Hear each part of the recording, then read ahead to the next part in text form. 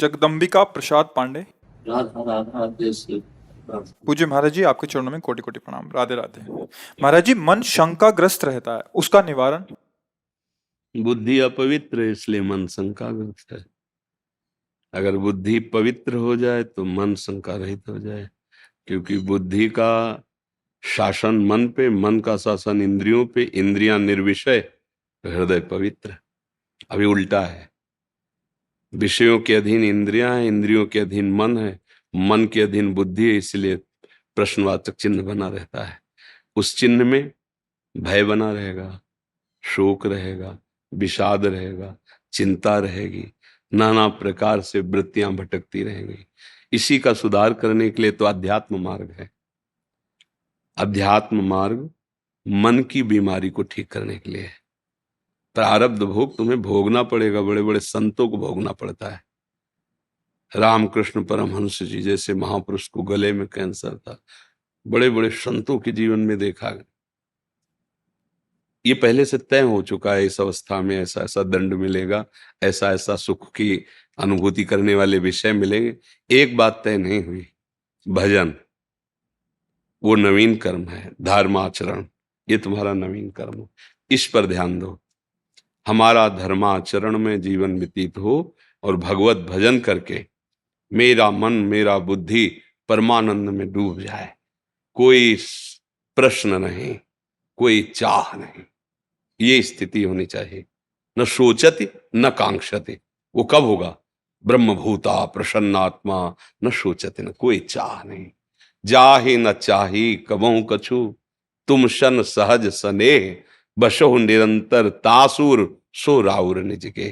जिसके हृदय में कोई चाह नहीं प्रभु के सिवा, निरंतर भजन, ये परमानंद में भगवान यहीं बैठे हैं, सबके यहीं प्रकाशित हो जाते हैं। जब तक हमारा मन बुद्धि पवित्र नहीं होंगे, निर्मल मन जन सो मोह पावा। जब तक बुद्धि पवित्र नहीं होगी तब तक शंकाएं तो बनी रहेंगी।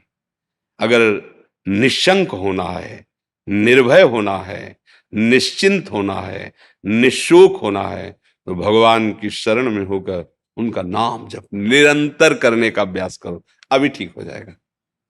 सब शोक सब चिंताएं प्रभु से विमुख होने के कारण है। कार्य वही करो जो गृहस्थी के करते हो, कपड़े वही पहनो जो पहनते हो, बस आहार शुद्ध कर लो और आचरण शुद्ध कर लो, और साथ में नाम स्मरण करो। भगवत आश्रित होकर तुम एक महात्मा ही हो, तुम्हें भगवत प्राप्ति वैसे ही होगी जैसे एक कंदराओं गुफाओं में रहने वाले ऋषि मुनियों की होती है। हमारे आचरण बिगड़ गए, बहुत बुरी तरह हम आचरणों के फिसलन में फिसल गए। जो हमारे आचरण होने चाहिए वो है नहीं, जो नहीं होने चाहिए वो अच्छी तरह से हो रहे हैं। इसी के कारण भ्रम में फंस गई बुद्धि, मलिन हो गई ना। अब नाना प्रकार की चिंताएं, नाना प्रकार के शोक ऐसे छा जाते हैं, और यही शोक और चिंताएं लेकर फिर मर जाते हैं, फिर नया जन्म होता है, फिर नहीं। ये कब से चल रहा है? पुनरपि जननम पुनरपि मरणम पुनरपि जननी जठरे शयनम। इसी चक्र को नाश करने के लिए तो हमें मनुष्य शरीर मिला है। पर ये बात हमारे लोगों की समझ में कम आती है। बुद्धि खराब हो गई, मन खराब हो गया, अब गलत जगह सुख ढूंढ रहा है, पर स्त्री गमन या पर पुरुष गमन, मदिरापान, नशा करना, हिंसा करना, चोरी करना, दूसरे का धन हड़पना। कैसे ये सुख मिलेगा? शांति मिलेगी? कभी कभी नहीं मिलेगी।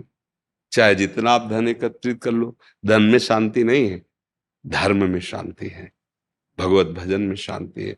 हृदय शीतल हो जाता है।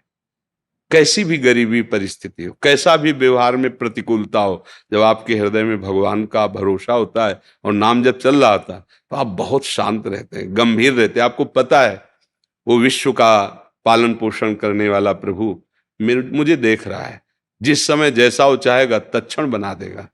धर्मात्मा पुरुष में, भगवद आश्रित पुरुष में एक महान शांति जागृत होती, वो होती भगवान की कृपा से। मुझे लगता है यदि भजन किया जाए और आचरण सुधारे जाएं, दो बातें, अपने दिनचर्या को, अपने जीवन को, हम सबको न्यायाधीश खुद बन करके जांच करना चाहिए। सामने शास्त्र वचन, संत वचन, गुरु वचन, और इसके बाद अपनी दिनचर्या को खुद जांचो एकांत में। कि क्या आपकी दिनचर्या शास्त्र सम्मत है? अगर नहीं तो संभालिए। आप अपनी दिनचर्या आचरण को संभाल लीजिए और नाम जप कीजिए। फिर कोई भी प्रश्न रह जाए तो हमें बता देना। हम लोग प्रश्न बहुत करते हैं, चलते एक कदम नहीं है तो समझ में कुछ आएगा ही नहीं। प्रश्न पे प्रश्न, प्रश्न पे प्रश्न, और चलना तो है नहीं। जैसे हम बढ़िया हलवा बनाने की प्रक्रिया सीख लें कि ऐसा इतना आटा डाला जाए, इतना घी डाला जाए, इतनी चीनी डाला जाए, इतना गर्म पानी किया जाए, ऐसे ऐसे बनाया जाए, बहुत स्वादिष्ट स्वास्थ्यवर्धक, पर खाया कभी ना हो बना के, तो जब हम बोलेंगे ना तो रूखा और बेस्वाद नजर आएगा। जब एक बार बना के चख पा के फिर बोलेंगे तो उसकी दृष्टि और चेहरा बताएगा कि हलवा खा के बोल रहा है, वो समझ में। ऐसे ही एक बार यदि हम भगवत साक्षात्कार कर लें, फिर परमानंद की बाढ़ आ जाएगी, फिर बोलें। जब तक भगवत साक्षात्कार ना हो तब तक पहले अपना कल्याण करो, अपना सुधार करो। दूसरा, आज हम सब दूसरे को उपदेश देने के लिए तैयार हैं। अगर आपसे माइक रख के पूछा जाए कि जीव का कल्याण कैसे होगा तो आप उत्तर दे देंगे। आप अपने विचार प्रकट कीजिए कुछ परमार्थ के, तो सब बोलेंगे संसार नाशवान है, सबको एक दिन मरना है, साथ कुछ जाना नहीं, भगवान का नाम सत्य है, राम नाम सत्य है। अरे भैया कितनी बड़ी बात भूल गया, पूरे जीवन शास्त्रों की सब बात भूल गया, वो आचरण में एक नहीं उतारे। है ले, 100 यात्रा में देखते हैं राम नाम सत्य है, हरि नाम कृष्ण गोविंद नाम सत्य, लौटते हैं तो बीड़ी पी के, तो बीड़ी पीते ये नहीं सोच रहे यही दशा मेरी होली है। अभी बोल रहे थे राम नाम सत्य है, भाई राम नाम जपो, सत्य है भाई, सत्य बोलो मुक्ति है, यहां कुछ साथ जाता नहीं। और ज्ञान उपदेश करने के लिए सब तैयार है, लेकिन आचरण में उतारने के लिए बहुत कठिन। इसलिए गोस्वामी जी ने कहा पर उपदेश कुशल बहुत है। हाँ, मन के प्रतिकूल धर्म में चलाना आग पैदा कर देता है मन, उस जलन को जो सह जाता है वही महात्मा होता है, वही तपस्वी है। बाहर आग लगा के तापना एक बाहरी तपस्या है। काम क्रोध लोभ मोह मद मत्सर का वेग होता है और उसको चुपचाप सह गया, कोई गलत आचरण नहीं किए, धर्म से चला, इसी तपस्या से भगवान मिलते हैं। खूब भजन करो भैया, जीवन का सार भजन है, सब शंकाएं मिट जाएंगी। और भजन के बिना शंका ही शंका है, कहीं निशंक नहीं हो सकते, कहीं चिंता रहित नहीं हो सकते, क्योंकि माया है। तुम सोच रहे हो 1 लाख प्राप्त हो जाए तो हम निश्चिंत हो जाएंगे, 1 लाख मिलते ही 10 लाख की चिंता आ जाएगी। आज तक कोई ब्रेक मारा हो अपने जीवन में कि बस भैया अब तो आज से हमारा काम खत्म, तृप्त? नहीं नहीं नहीं। खरबों है तो पूरे इंडिया में नंबर 1, इंडिया में है तो ये कहीं शांति होने वाली, ये कहीं शंका मिटने वाली? ये शंका मिटती है जब भगवान के चरणों का तरफ बढ़ते।